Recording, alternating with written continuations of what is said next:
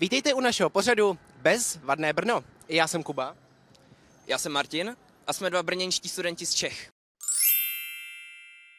A kdo jiný by byl více povolaný vám povědět něco o Brně, než právě dva Češi? Brnu se přezdívá mnoha slovy. Opidum, Vidlákov, Obrno, hlavní město Slovenska a tak dále. Ale zaslouží si opravdu město Brno svá přízviska? I na to se pokusíme v našem pořadu odpovědět.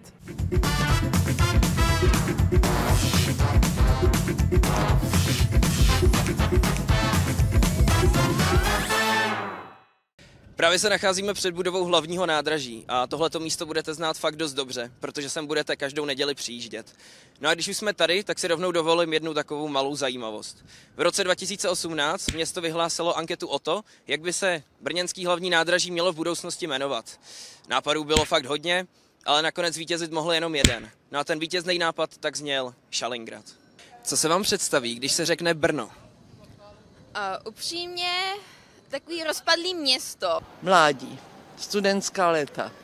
Grand Hotel to vidíme jako. Všude se opravuje, kope, samá díra, všude se všechno objíždí, prostě strašný, ale jako jinak ho mám jako ráda. A jinak Tomáš Hortel a ten je z Plzně. Tady jsem zakotvila, dělala jsem výbornou školu, krásný studentský léta v 60. letech jsem prožila.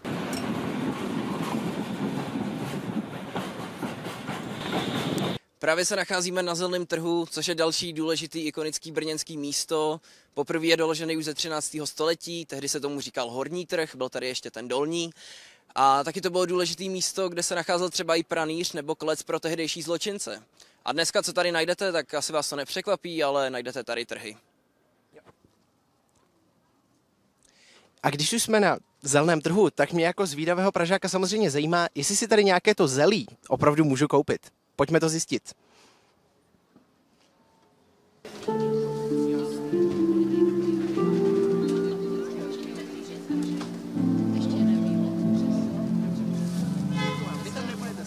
A já musím říct, že já jsem spokojený, protože jsem tady opravdu našel zelí na Zelném trhu. Stalo mě pouhých 17 korun.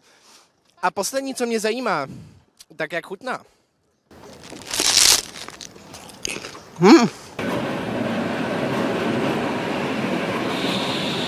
Nacházíme se na náměstí Svobody, to začalo zkvétat už dávno v historii, ve středověku, kdy tady bohatí měšťané začali skupovat první renesanční a jiné domy a díky tomu tohleto místo dále kvetlo a kvetlo.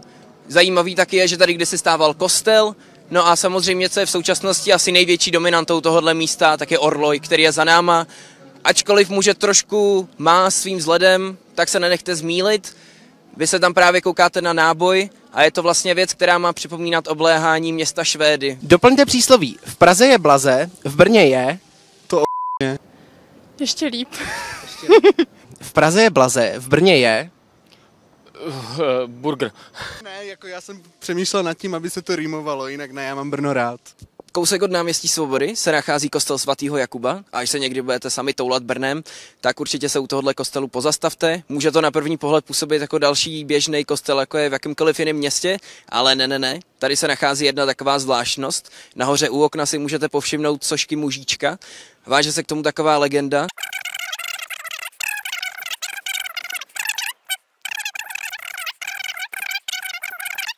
Zanechal tam sošku anděla s vystrčeným zadkem. Wow. Od kostela svatého Jakuba jsme se přesunuli sem, na Moravské náměstí, kde jsou další zajímavé dominanty Brna. Kromě nejvyššího správního soudu za mnou je zde i socha, které se lidově přezdívá Exekutor odnáší pračku. Dále pak socha koně, který z určitých úhlů nabízí zajímavé záběry, a také univerzitní kinoskala.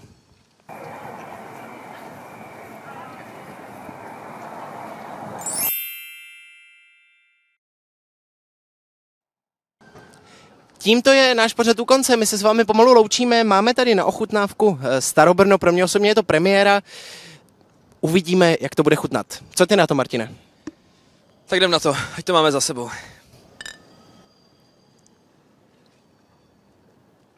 No, Plzeň to úplně není. No, a nazdar.